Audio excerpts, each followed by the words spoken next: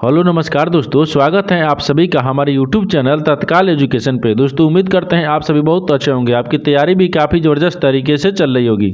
दोस्तों आज हम आप लोगों के लिए रीजनिंग के 12 अति महत्वपूर्ण प्रश्न के बारे में इस वीडियो में बताएंगे, जो सभी परीक्षाओं के लिए बहुत महत्वपूर्ण प्रश्न होने वाले हैं। आप किसी भी गवर्नमेंट एग्जाम की तैयारी कर रहे हैं, इस टाइप के प्रश्न हमेशा पेपर में देखने को मिलेंगे। दोस्तों ये पार्ट नंबर कौन सा है? 87 है। पार्ट नंबर 86 नहीं देखें तो आप वीडियो सेक्शन में जाके देख सकते हैं। चलिए दोस्तों पहला प्रश्न देख लेते हैं। दोस्तों पहला नंबर प्रश्न है, इसमें देखिए नीचे दी गई श्रृंखला श्रेणी में प्रश्नवाचक चिन्ह के स्थान पर कौन सी संख्या आएगी।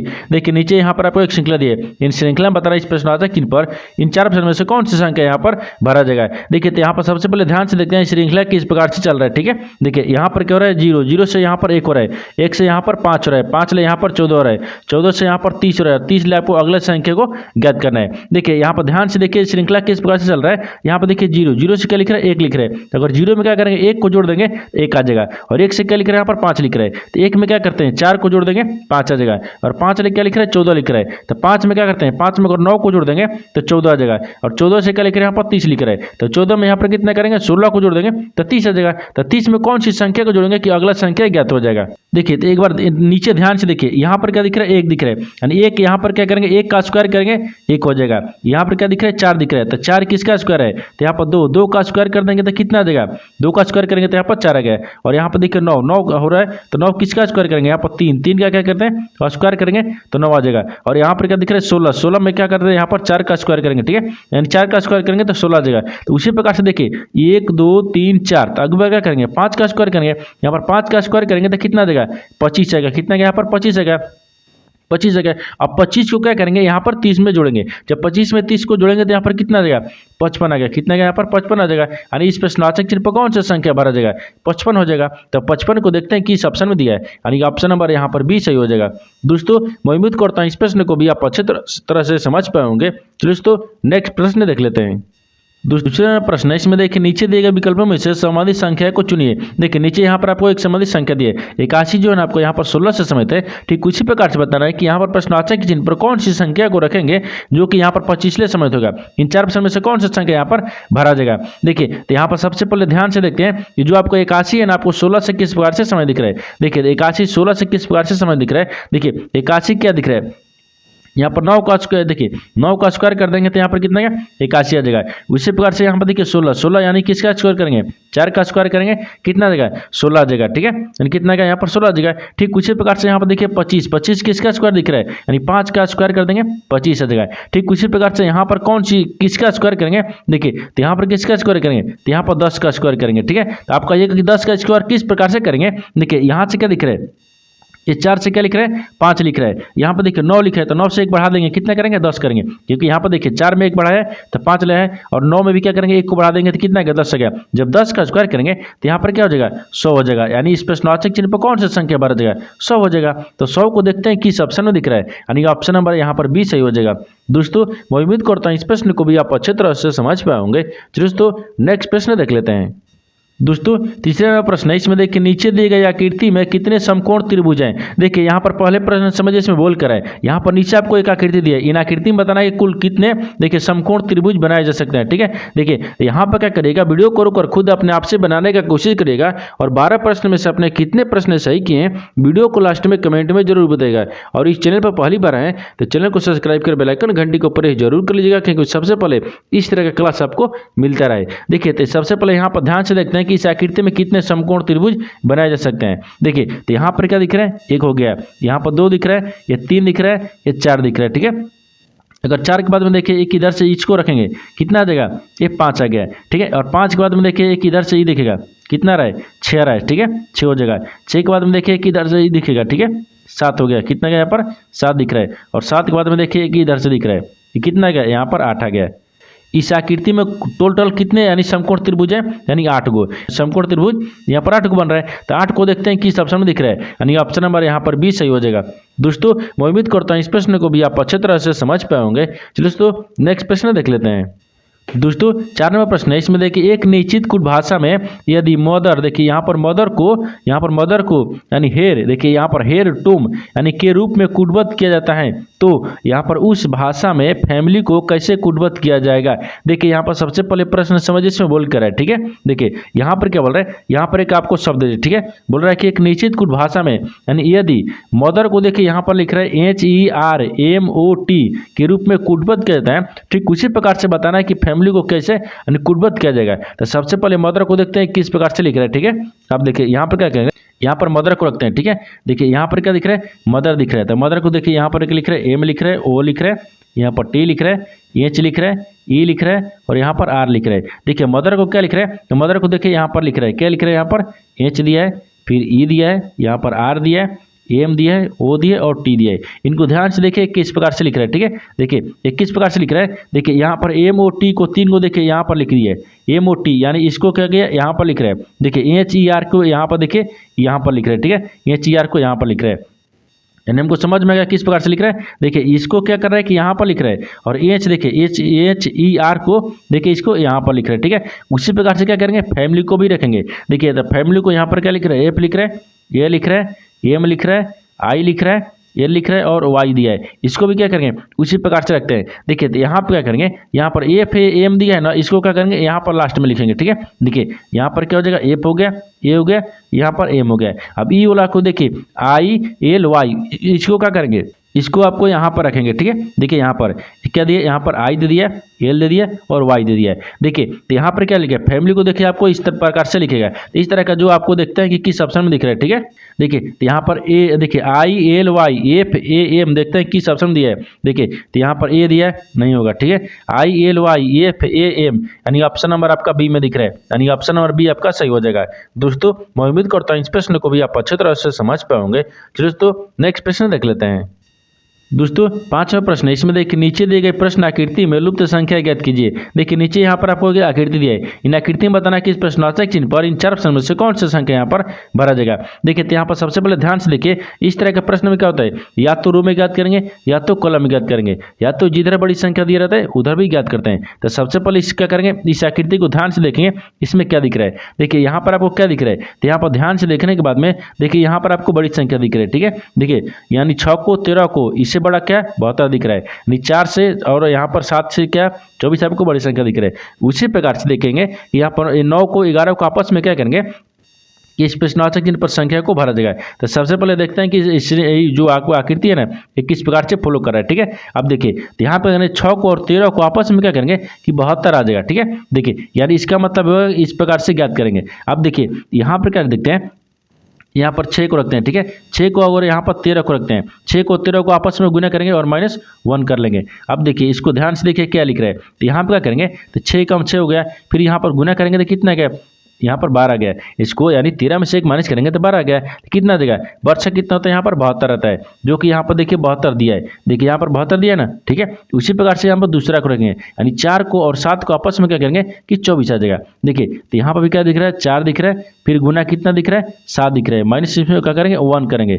अब बराबर में कितना गया, 4 कम 4 हो गया, फिर गुना कितना गया, यहाँ पर 6 गया, तो 6 को कितना था, यहाँ पर 24 रहता है, जो कि यहाँ पर देखिए 24 दिया है, ठीक है। उसी प्रकार से यहाँ पर तीसरा को रखेंगे।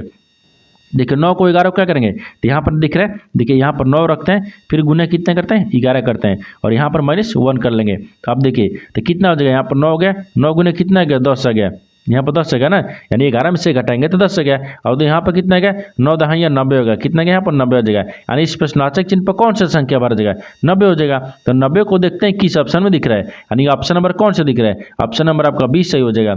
दोस्तों मैं उम्मीद करता हूँ इस प्रश्न को भी आप अच्छे तरह से समझ पाएंगे। दोस्तों नेक्स्ट प्रश्न देख लेते हैं। दोस्तों 6 नंबर प्रश्न है, इसमें देखिए जब घड़ी में यानी शाम के 5:49 का समय हो रहा हो तो यानी घंटे और मिनट की सुई के बीच बने छोटे कोण का मान क्या होगा। देखिए यहाँ पर सबसे पहले प्रश्न समझिए इसमें बोलकर, ठीक है। देखिए यहाँ पर क्या बोल रहा है कि आप देखिए यहाँ पर बोल रहा है कि जब घड़ी में यानी शाम के 5:49 समय हो रहे हो तो यानी घंटे और मिनट की सुई के बीच क्या बने छोटे कोण का मान ज्ञात करना है, ठीक है। देखिए तो प्रश्न समझ लीजिए इसमें क्या बोल रहा है, यहाँ बोल रहा है कि मिनट और घंटे के सुई के बीच का डिग्री का कोण बताना है, यानी क्या बताना है, यहाँ पर वही पूछा है, यानी कोण छोटे कोण का मान बताना है। अब देखिए ये समय आपको कितना दिख रहा है, 5:49 दिख रहा है। तो 5:49 समय दिख रहा है। तो यहाँ पर देखिए एक फॉर्मूला होता है, क्या होता है यहाँ पर क्या रखेंगे, यहाँ पर देखिए 2 हो गया, यहाँ पर 11 हो गया, ठीक है, 2 11 हो गया, 1 घंटा लिखते हैं, ठीक है, यहाँ पर घंटा हो गया। फिर यहाँ पर क्या करते हैं, गुणे 30 करेंगे, गुणे 30 हो गया। फिर प्लस रखिए, प्लस बोलेगा तो प्लस रखेंगे, माइनस रखेंगे तो माइनस रखेंगे, और यहाँ पर क्या हो जाएगा, कोण हो गया, ठीक है, यानी कोण का मान रखेंगे। अब देखिए इसी पर हमको क्या करेंगे, इसी फार्मूला पर जो 5:49 को बैठाएंगे, आपको यहाँ पर आंसर आ जाएगा। ये देखिए किस प्रकार से यहाँ पर दिख रहा है, देखिए तो यहाँ पर क्या करेंगे, यहाँ पर आपको पहले बैठा लेते हैं या इसको रख लेते हैं, नहीं पहले बैठा, देखिए यहाँ पर 2 रखते हैं, देखिए यहाँ पर क्या दिख रहा है, 2 दिख रहा है, ठीक है, 2/1 कितना गया, 11 गया। फिर यहाँ पर घंटा कितना दिए, तो 5 दिए, गुने कितना गया, यहाँ पर 30 आ गया। इसको क्या करेंगे, यहाँ पर हम क्या करेंगे, इसमें प्लस को रखते हैं, ठीक है, क्या करेंगे, प्लस को रखेंगे। यहाँ पर प्लस कितना दिया, यहाँ पर प्लस कोण का मान यहाँ पर थीटा रखते हैं। आप देखिए इनको क्या करके, इनको देखते हैं, यहाँ पर क्या करेंगे, तो यहाँ पर 49 दिए, मिनट आपको कितना दिए, कोण दिया 49 दिए, ठीक है, इतना तो हो गया। बराबर में आपको यहाँ पर 49 रखेंगे, क्योंकि यहाँ पर घंटा दिए ना, 49 मिनट दिए तो मिनट को रखेंगे। अब यहाँ पर देखिए इसको इधर लाएंगे, देखिए यहाँ पर क्या आ जाएगा, 49 आ गया, ठीक है, 49 इधर आ जाएगा, और बराबर में इधर क्या करेंगे, जब 49 आ जाएगा तो एक बार क्या करते हैं, हम गुना में रखते हैं, ठीक है, नहीं तो अगर एक स्टेप आपको बढ़ाते हैं। अब देखिए तो यहाँ पर कितना गया, यहाँ पर 2 रखते हैं, ठीक है, 2/, कितना गया, 11 गया, और यहाँ पर क्या दिख रहा है, यानी 5 गुने कितना हो जाएगा, यहाँ पर 30 हो गया, और प्लस यहाँ पर थीटा हो जाएगा, ठीक है। अब देखिए तो इसको क्या करेंगे, यहाँ पर गुना को गुना में रखते हैं, देखिए यहाँ पर 49 को और गुना कितना करेंगे, 11 करेंगे, बटा में कितना हो जाएगा, 2 हो जाएगा, और यहाँ पर देखिए बराबर में कितना गया, तो यहाँ पर बराबर, अब देखिए बराबर क्या करेंगे, यानी कितना गया, 5 3 15 हो गया, यानी 150 इधर आ गया, और प्लस में कितना गया, थीटा आ गया। अब इनको क्या करते हैं, सोल्व करते हैं। जब देखिए 11 में और 49 में गुना करेंगे और 2 से भाग करेंगे तो कितना आ जाएगा, यानी 269 आ गया, ठीक है, देखिए 269.5 डिग्री आ जाएगा, ठीक है, यानी 5 हो गया। फिर यहाँ पर 5 हो गया, फिर माइनस कितना करेंगे, ये 150 माइनस कर देंगे, ठीक है, यानी थीटा बराबर निकालेंगे, ठीक है, क्या करेंगे, माइनस करेंगे, और यहाँ पर बराबर कितना दिए, थीटा दिए, ठीक है, थीटा हो गया। अब यहाँ तक समझ रहे हैं, ठीक है, यहाँ तक समझ रहे हैं। इसके बाद में देखिए अब यहाँ पर आपको आगे बढ़ाते हैं, यहाँ से क्या करेंगे, यानी देखिए 269.5 में से 150 घटा लेंगे, जब यहाँ पर घटा लेंगे तो कितना बचेगा, यानी 11, यानी 100, यहाँ पर क्या दिख रहा है, 119 बचेगा, ठीक है, यानी 119 पॉइंट, यानी 5 डिग्री, 119.5 डिग्री बच जाएगा, ठीक है। तो आपसे सवाल क्या पूछा है, आपसे सवाल वही पूछा है कि देखिए तो घंटे और मिनट की सुई के बीच बने छोटे कोण का मान क्या होगा। तो छोटे कोण का मान 100 क्या होगा, 19.5 डिग्री। एक कितना गया यहाँ पर, छोटे कोण का मान कितना गया, यानी 119.5 डिग्री। तो 119.5 डिग्री देखते हैं किस ऑप्शन में दिख रहा है, यानी ऑप्शन नंबर कौन में दिख रहा है, यानी ऑप्शन नंबर आपका डी सही हो जाएगा। दोस्तों मैं उम्मीद करता हूँ इस प्रश्न को भी आप अच्छे तरह से समझ पाए होंगे। दोस्तों नेक्स्ट प्रश्न देख लेते हैं। दोस्तों 7वां प्रश्न है, इसमें देखिए नीचे दिए गए विकल्पों में से संबंधित शब्द को चुनिए। देखिए नीचे यहाँ पर आपको एक संबंधित शब्द दिया, यानी मिश्र जो है ना आपको काहिरा से समझता है, ठीक उसी प्रकार से बताना है कि कन्या जो है इस प्रश्नवाचक चिन्ह पर इन 4 ऑप्शन में से किसी से सम्मिलित होगा। देखिए तो यहाँ पर सबसे पहले ध्यान से देखते हैं कि जो आपको यहाँ पर क्या दिख रहा है, मिश्र जो है ना आपको काहिरा से किस प्रकार से समझता है। देखिए तो मिश्र की राजधानी कहाँ है, काहिरा है, ठीक है, ये राजधानी रखते हैं, ये राजधानी होगा, ठीक है, ये राजधानी है। देखिए यहाँ पर मिस्र की राजधानी कहाँ है, काहिरा है। उसी प्रकार से केन्या की राजधानी कहाँ है, केन्या की राजधानी, तो यहाँ पर क्या करते हैं, राजधानी रखेंगे, ठीक है, ये आपको राजधानी हो गया। तो केन्या की राजधानी कहाँ है, नैरोबी है, क्या है यहाँ पर, नैरोबी हो जाएगा, ठीक है, नैरोबी, ठीक है, नैरोबी हो जाएगा, क्या नैरोबी है। देखिए जिस प्रकार से आपको मिस्र की राजधानी काहिरा है, उसी प्रकार से कन्या की राजधानी क्या है, नैरोबी है। तो नैरोबी देखते हैं किस ऑप्शन में दिख रहा है, यानी ऑप्शन नंबर यहाँ पर 20 सही हो जाएगा। दोस्तों मैं उम्मीद करता हूँ इस प्रश्न को भी आप अच्छे तरह से समझ पाए होंगे। दोस्तों नेक्स्ट प्रश्न देख लेते हैं।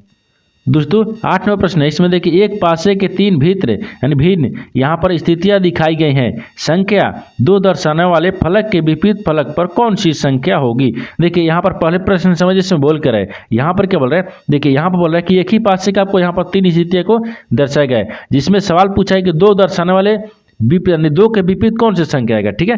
देखिए तो सबसे पहले यहाँ पर देखेंगे कि जब इस तरह का प्रश्न आएगा तो यहाँ पर क्या पूछ रहा है, 2 को बोल रहा है कि 2 को देखिए विपरीत कौन सा फलक आएगा, यानी कौन सा संख्या होगा। तो जब 2 का विपरीत पूछेगा तो यहाँ पर क्या करेंगे, तीनों में से 2 का कॉमन मिलाएंगे, ठीक है। जैसे यहाँ पर देखिए इसमें क्या दिख रहा है, यहाँ पर देखिए 1 दिख रहा है और इसमें भी 1 दिख रहा है, दोनों में क्या दिख रहा है, 1 1 कॉमन मिल रहा है। जब 1 कॉमन मिल रहा है तो यहाँ से क्या करेंगे, यहाँ से घड़ी की दिशा में घुमाएंगे, 2 हो जाएगा, 2 के बाद में यहाँ पर 4 आ गया, और यहाँ पर भी क्या करेंगे, 2 2 के बाद में यहाँ पर 3 आ गया, 3 के बाद में 6 गया। तो यहाँ पर देखिए क्या दिख रहा है, 1 1 कॉमन मिल गया, तो यहाँ पर 1 का कॉमन है, यानी एक का विपरीत यहाँ पर एक हो जाएगा, ठीक है।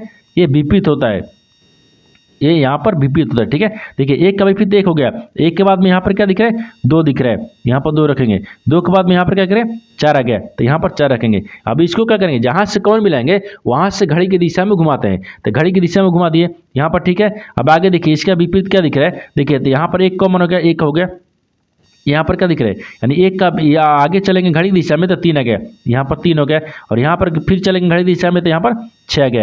ये क्या दिख रहा है, विपरीत दिख रहा है। आपसे सवाल पूछा है कि 2 दर्शाने वाले फलक के विपरीत कौन सी संख्या है, यानी 2 का विपरीत बताना है। देखिए 2 का विपरीत क्या दिख रहा है, यहाँ पर 3 दिख रहा है, क्या दिख रहा है, 3 दिख रहा है, क्योंकि देखिए यहाँ पर आपको 2 का विपरीत 3 हो गया, 3 का विपरीत 2 हो गया, लेकिन यहाँ पर देखिए यहाँ पर 1 से लेकर कितने तक संख्या होती है, यानी 1 पासे में 6 तक होती है। इसमें कौन सी संख्या नहीं दी है, देखिए यहाँ पर आपको 5 नहीं दी है, तो यहाँ पर हम आपको 5 रख लेंगे, ठीक है, 5 हो गया, ठीक है। तो आपको सवाल पूछा है कि 2 दर्शाने वाले यानी फलक के विपरीत फलक पर कौन सी संख्या होगी, तो 2 का विपरीत देखिए यहाँ पर 3 दिख रहा है, तो 2 का विपरीत क्या हो गया, 3 हो जाएगा। तो 3 को देखते हैं किस ऑप्शन में दिख रहा है, यानी ऑप्शन नंबर आपका ए सही हो जाएगा। दोस्तों मैं उम्मीद करता हूँ इस प्रश्न को भी आप अच्छे तरह से समझ पाए होंगे। चलिए दोस्तों नेक्स्ट प्रश्न देख लेते हैं। दोस्तों 9वां प्रश्न है, इसमें देखिए उस वे आरेख का चयन करें जो दिए गए वर्गों के बीच संबंध को सर्वोत्तम रूप से दर्शाता है। देखिए नीचे यहाँ पर आपको 3 शब्द है, इन तीनों शब्द को बताना है कि आपस में किस प्रकार से संबंधित है और इन 4 वेन डायग्राम में से कौन सा वेन डायग्राम बनेगा। देखिए तो यहाँ पर सबसे पहले ध्यान से देखते हैं इन तीनों शब्द में से आपको कॉमन कौन सा मिल रहा है, ठीक है। देखिए यहाँ पर आम दिया है, फल दिया है और केला दिया है, इन तीनों शब्द में से आपको कॉमन कौन सा मिल रहा है, तो सबसे कॉमन आपको यहाँ पर देखिए फल मिल रहा है, ठीक है।